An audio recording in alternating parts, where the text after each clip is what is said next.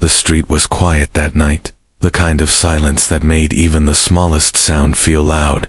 Jack sat in his small living room, reading an old book, when he heard a faint, hesitant knock on the door. It wasn't the kind of knock from a neighbor or a delivery man. It was slow, almost scared. He stood up, wondering who could be out there at this hour. When he opened the door, he froze. A small alien girl stood on his doorstep. Her skin was a soft shade of blue. Her big eyes glistened under the dim porch light. She wore a tattered dress that looked like it had been worn for years, and she clutched a small bag to her chest as if it was her only treasure. Her hair was messy, wet from the cold night air.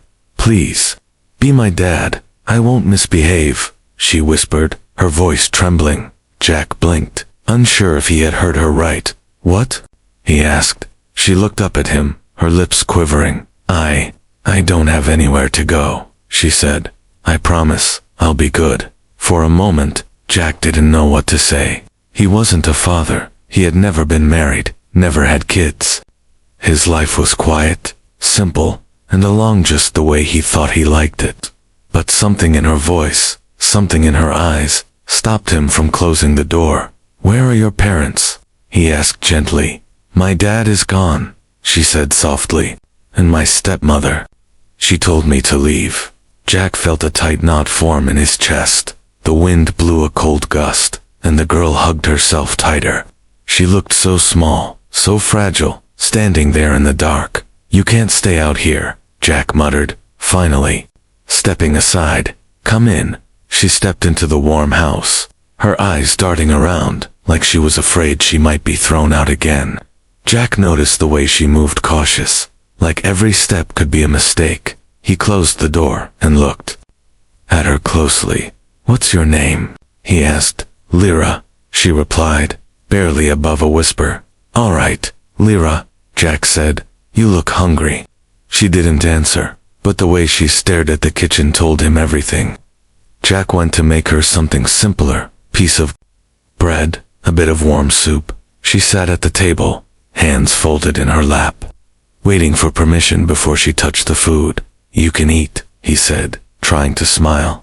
She nodded and began eating slowly, like she didn't want to take too much. Jack noticed faint bruises on her arms. He didn't ask about them yet, but his mind was already filling with questions. After dinner, he gave her a blanket and let her sit on the couch. She wrapped herself in it, like it was the safest thing she'd ever had. Jack sat across from her. "Why did your stepmother tell you to leave?" Lyra's eyes dropped to the floor. She said, "I'm a problem," she murmured, "that I don't belong, that I'm useless." Jack's jaw tightened. He didn't know this girl, but hearing that made him angry. No child should be told such things. Outside, the street was still and dark. The houses nearby had their lights off. No one had seen her knock on his door. Or maybe they had and decided to ignore it. Jack knew the neighbors, they wouldn't want to get involved. When it was time to sleep, Jack offered her the couch. "You can stay here tonight," he said. She looked at him like she didn't believe it. "Really?" "Yes," Jack replied firmly. "You're safe here." She gave a tiny nod, then curled up under the blanket. Jack turned off the light, but he didn't go to bed. Instead, he sat in the chair by the window, watching the street. Something about this didn't feel random. A little girl doesn't just wander to a stranger's house at night, unless something is very, very wrong. As the hours passed, Jack could hear her breathing grow steady. She had fallen asleep, but every now and then, she would mumble in her sleep, whispering words that sounded like apologies. Jack stared out into the darkness. His life had been quiet for years, but now, with one knock on the door, it had changed completely. He didn't know what he was getting into, but one thing was certain. He couldn't turn her away. Not now, not ever. And somewhere out there, Jack felt sure, someone wasn't happy that Lyra had found shelter. Someone might come looking. The night was far from over. Jack woke up early. Even though he hadn't slept much, he kept checking the couch during the night, making sure the little alien girl was still there. Lyra was curled under the blanket, her small hands gripping the edge as if afraid someone might pull it away. He walked into the kitchen, the floor creaking under his boots. His house wasn't made for children. There were no toys, no warm colors, no soft furniture, just bare walls, old chairs, and shelves filled with tools and books about survival. It was a place built for one man to live alone. When Lyra woke up, she looked around slowly, blinking like she wasn't sure if this was real. "Morning," Jack said, trying to sound casual. She gave a tiny nod. Her voice was barely there when she asked, "Do I need to leave?" Jack shook his head. "No, you can stay, at least until we figure things out." He poured her a cup of warm tea. She held it in both hands, blowing gently before taking small sips. Jack noticed she didn't gulp it down like most hungry kids would. Instead, she drank carefully, as if she didn't want to waste a drop. After breakfast, Jack decided he needed to know more. "So, where were you before you came here?" Lyra hesitated, her eyes on the floor. "In my stepmother's house," she said slowly. "She didn't want me there after my dad died." Jack leaned against the counter. "Why not?" She said I was a reminder of him. Lyra's voice trembled. She said I was nothing but trouble. Jack's jaw tightened. He knew cruelty when he heard it. His time as a soldier had shown him how people could treat the weak, and Lyra, for all her quiet strength, was just a child. He decided to give her some space, but his mind was already working on what to do next. He didn't know the laws about alien children on this colony, but something told him that keeping her here might bring trouble. Still, sending her back wasn't an option. As the day went on, Jack noticed more details. Lyra moved through the house like a guest who didn't want to be a burden. She would stand in corners instead of sitting, and she always asked before touching anything. Even when she finished eating, she washed her cup without being told. Jack went to his storage room to find a small blanket for her. That's when he realized he didn't have anything else for a child. No clothes, no shoes in her size, no bed. When he returned, he found her looking at one of his old photographs. On the shelf, it was a picture of Jack with his unit, back when he served in the border defense. "Is that you?" she asked quietly. "Yeah," Jack replied. "That was a long time ago. You look different," she said, almost smiling. Jack noticed how that small moment of curiosity lit her face. It made her look less like the scared girl who had knocked on his door last night. Later, he decided to walk her around the backyard. The sun was out, but the wind was sharp. Lyra kept close to him, her eyes scanning the fences like she expected someone to jump over. "Do you have any friends here?" Jack asked. She shook her head. "No one talks to me. They say I'm strange." Jack sighed. "Well, maybe they just don't know you yet." Lyra glanced at him. "Do you know me?" "Not yet," Jack said honestly, "but I want to." That evening, while making dinner, Jack noticed Lyra watching him from the table. "What?" he asked, half smiling. She shook her head. I don't remember the last time someone made food for me." The words hit him harder than he expected. He placed the plate in front of her and sat down. They ate in silence, but the air between them felt less heavy than yesterday. When night came, Jack set up a small sleeping corner in the spare room. It wasn't much, just a mattress, a blanket, and a pillow, but when Lyra saw it, her eyes widened. "For me?" "Yeah," Jack said. "It's yours." She stepped inside, touching the blanket as if it might disappear. Then she looked back at him and whispered, "Thank you, Dad." Jack froze. The word dad stirred something deep inside him. He didn't correct her. He just nodded. But later, as he stood by the window, watching the quiet street, he couldn't shake the feeling that this peace wouldn't last. The stepmother might come looking, and if she did, Jack knew he wouldn't give Lyra up without a fight. The next morning, Jack decided he couldn't just sit and wait for trouble to find them. He needed answers, and he needed to know exactly who had thrown Lyra out.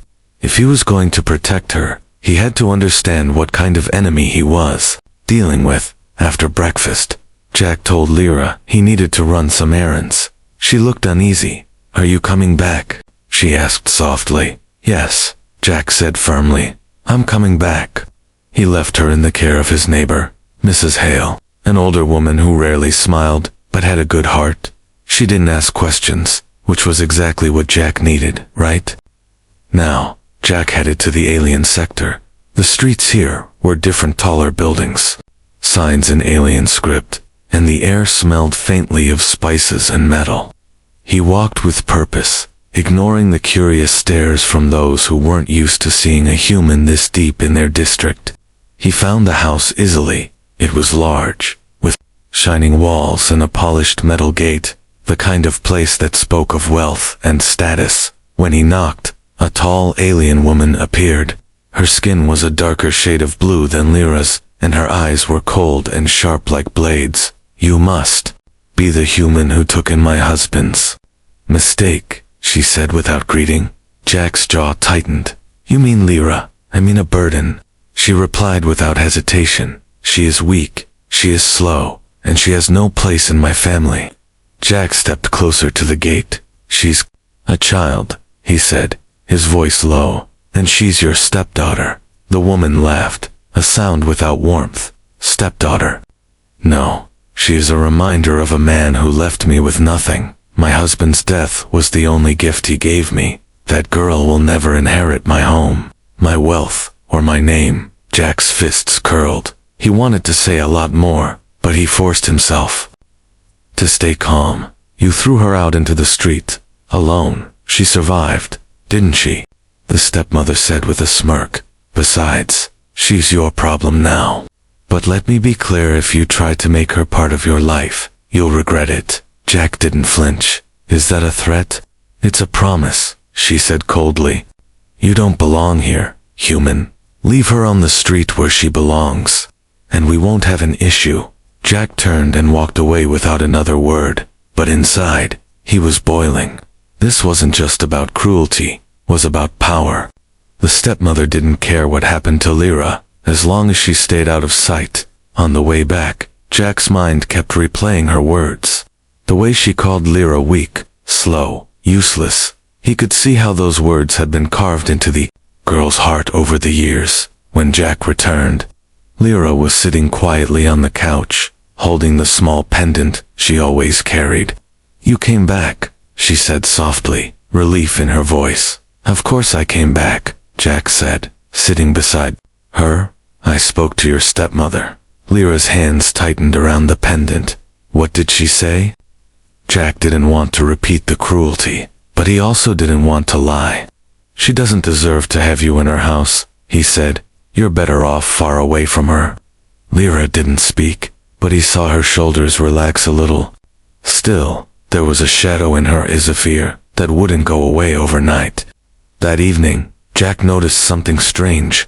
From the corner of his window, he saw a figure across the street, standing too still, watching his house. When Jack looked directly, the figure stepped into the shadows and vanished. He didn't tell Lyra, but he knew what it meant. The stepmother wasn't done. She might have sent someone to watch, maybe even to take Lyra back by force. Jack locked the doors and double-checked the windows. As he sat in the dark living room, he made himself a silent promise. If they came for her, they'd have to go through him first. Outside, the street looked calm, but Jack knew the danger was already here, hiding just out of sight. The next morning, Jack found Lyra sitting at the kitchen table long before he woke up. She was quiet, staring at the steam rising from a cup of tea he didn't remember making for her. Her eyes had that distant look again, the kind that told him she was lost in thoughts she didn't want to share. You're up early, Jack said, trying to keep his tone light. I couldn't sleep, she murmured. Her fingers were wrapped tightly around the cup, as if holding it kept her anchored to the moment. Jack knew that feeling. He'd had plenty of nights where closing his eyes only brought back memories he didn't want. He sat down across from her. Bad dreams. She hesitated, then nodded. I dreamed. She found me. Jack didn't have to ask who she was. The stepmother's shadow was still heavy over Lyra's life. You're safe here, Jack said firmly. No one's going to take you. Lyra looked at him for a moment, as if weighing his words. "People always say that," she said softly, "then they leave." Jack felt those words like a punch to the gut. Trust wasn't something you could demand, it had to be earned. And for Lyra, that trust had been broken too many times before. Later that day, Jack decided to take her out. Not too far, just to the market so she could see the world beyond his quiet street. At first, Lyra kept close to him, almost hiding behind his arm when people walked by, but slowly, she began looking at the stall's rows of colorful fruits, baskets of bread, and tiny alien trinkets that caught the sunlight.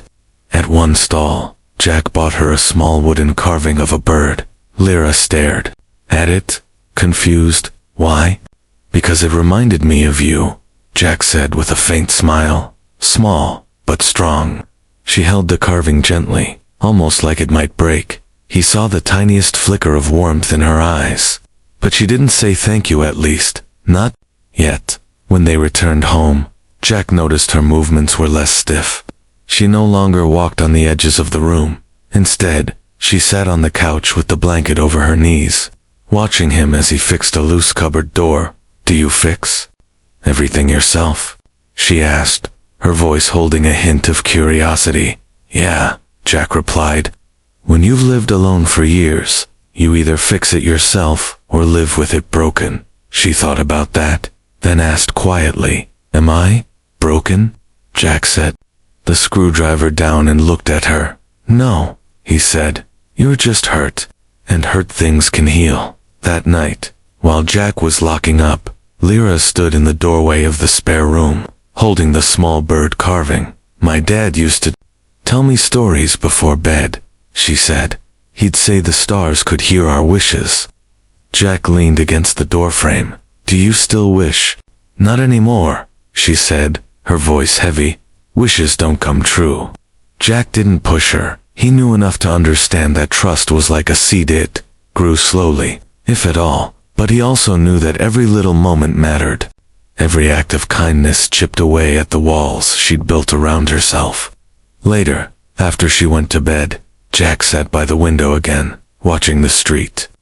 The figure he'd seen the night before wasn't there, but that didn't mean the danger was gone. He had been a soldier long enough to know when he was being watched. As the clock ticked past midnight, Jack heard something soft footsteps outside. He reached for the small handgun in the drawer and moved silently to the door. Opening it a crack, he saw nothing but shadows. The street looked empty, but the air felt wrong. When he closed the door, he caught sight of Lyra peeking from the hallway. "Is someone there?" she asked. "Just checking," Jack said, hiding the weapon behind his leg. "Go back to bed." She nodded slowly, but didn't move right away. Instead, she whispered, "If someone comes, will you keep me?" Jack's voice was steady, but inside, the weight of that question hit hard. "Yes, Lyra," he said, "I'll keep you, for the first time." She smiled, not wide, but real, and Jack knew that maybe, just maybe, trust was beginning to take root. The rain started in the evening, soft at first, then turning into a steady downpour. Jack liked the sound. It usually meant a quiet night. But tonight, the sound of rain only made the silence heavier. Lyra sat on the couch with the blanket around her shoulders, tracing her finger over the little wooden bird Jack had given her. She wasn't talking much, but Jack could tell she was calmer than before, until the knock came. It wasn't like her knock that first night. It was loud, firm, the kind of knock that didn't ask for permission.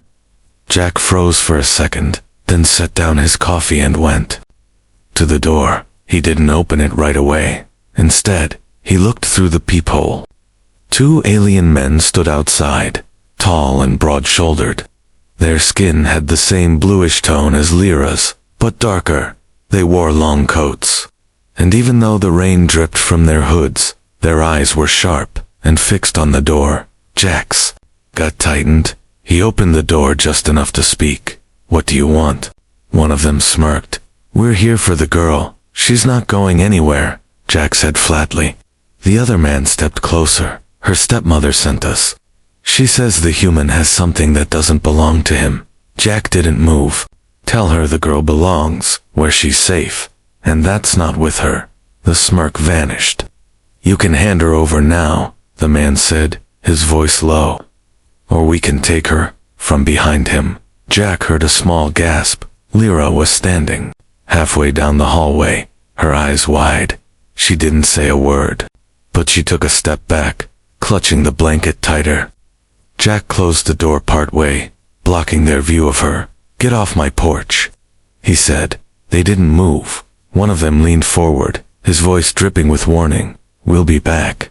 They walked away slowly, like they wanted Jack to know this wasn't over. Jack stood there, listening to their footsteps fade, then locked the door and checked every window. Lyra was still frozen in the hallway. They're going to take me, aren't they? She whispered. No, Jack said. Not while I'm here. She didn't look convinced, and Jack couldn't blame her.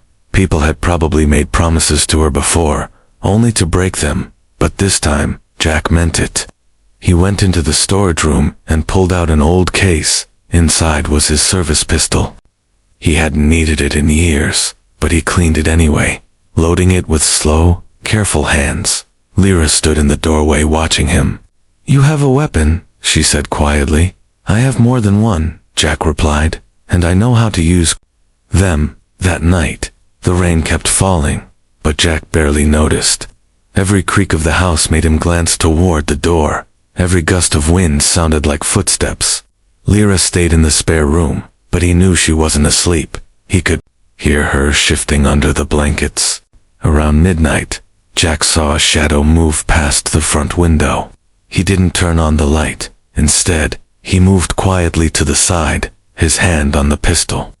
Peeking through the curtain, he saw one of the alien men standing across the street, just staring at the house. They were watching, waiting for a moment when Jack might let his guard down. Jack stayed awake until the sky began to lighten. The figure disappeared just before dawn. Lyra came into the living room, her eyes tired, but alert. They were out there, weren't they? She asked. Yes, Jack admitted, but they didn't come in. She stood there for a moment, then walked over and sat beside him. You're really not going to let them take me, she said, almost like she was testing the words. Jack looked at her. No, I'm not. For the first time since she arrived, she leaned against him, resting her head on his arm. Jack didn't move. He just sat there, feeling the weight of her trust starting to settle on his shoulders. Outside, the street was quiet again, but Jack knew it wouldn't last. The next time they came, they wouldn't just knock. The storm rolled in without warning. The sky turned dark in the afternoon, and by evening, heavy clouds had swallowed the last traces of daylight. Rain hammered the roof, and the wind howled through the narrow street like a warning. Jack moved through the house, checking every lock twice. Lyra stayed close to him, her small steps echoing on the wooden floor. She didn't ask questions. She could feel the tension in the air. By nightfall, the storm was at its peak. The windows rattled, and the rain poured so hard it blurred the view outside. Jack sat in the living room with his pistol resting on the table. The soft light from the lamp flickered, shadows dancing on the walls. Lyra sat curled in the armchair, clutching the wooden bird in both hands. Her eyes kept darting to the door. Will they come tonight? She asked, her voice barely above a whisper. Jack didn't lie. If they're going to try, a night like this would be perfect. As if on cue, a loud thud came from the back of the house. Jack was on his feet instantly, pistol in hand. Lyra froze, her breath catching. Stay here, Jack said, his tone leaving no room for argument. He moved through the hallway, the sound of rain pounding against the walls making it hard to hear. Another thud came, this time from the side window. Jack's eyes narrowed. They were testing his defenses. A sudden crash shattered the tension. One of the back windows broke. Jack rushed toward it, but before he could reach, a tall shadow slipped inside. The figure moved fast, but Jack was faster. He swung the pistol up, the barrel aimed directly at the intruder's head. Stop right there, Jack growled. The alien man froze, his hood dripping water. Behind him, Another shape appeared in the darkness outside. Jack realized they weren't here to talk. They were here to take Lyra. From the living room came a scream. Jack.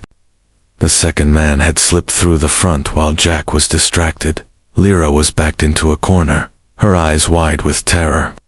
Jack didn't think he moved, shoving the first man hard into the wall before sprinting toward the living room. The intruder by Lyra reached for her arm, but Jack's voice cut through the storm. Let her go. The man turned, his face twisted with anger. She's not yours. She is now, Jack said, and then he moved. The fight was quick but brutal.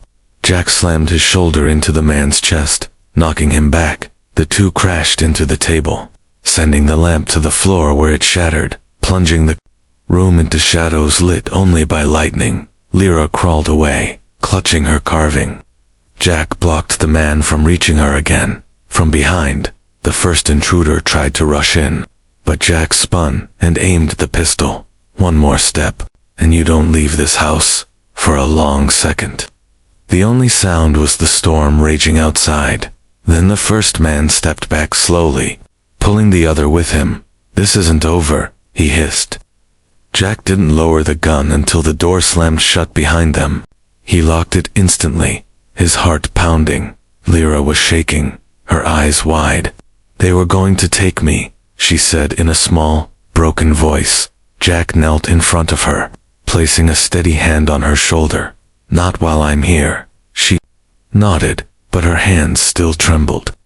Jack could feel his own adrenaline still rushing, but he forced himself to stay calm for her.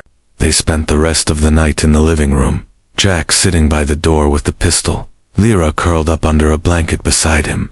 The storm outside slowly began to fade, but the memory of what had just happened stayed heavy in the air. By dawn, the rain had stopped. The street was quiet again, but Jack knew better than to believe that danger was gone. The stepmother had made her move, and she would try again, but so would he every time, until Lyra was truly safe. For the first time, Lyra reached out and held his hand. You're my dad now, she whispered, her voice tired but certain. Jack didn't let go. And I always will be, he said. The morning after the storm was calm.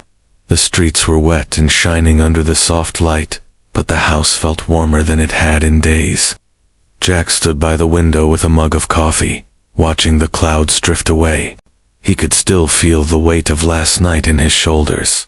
But there was also something else: relief. Lyra came into the room quietly. She had slept late, her hair still messy from the night before. She looked tired but calmer. There. Not outside, she said softly, glancing toward the street. No, Jack replied. But that doesn't mean we stop being careful. She nodded, then moved to sit on the couch, clutching the wooden bird in her hands. Are you going to send me away? She asked suddenly. Jack turned to face her. No, Lyra, he said without hesitation. You're staying here.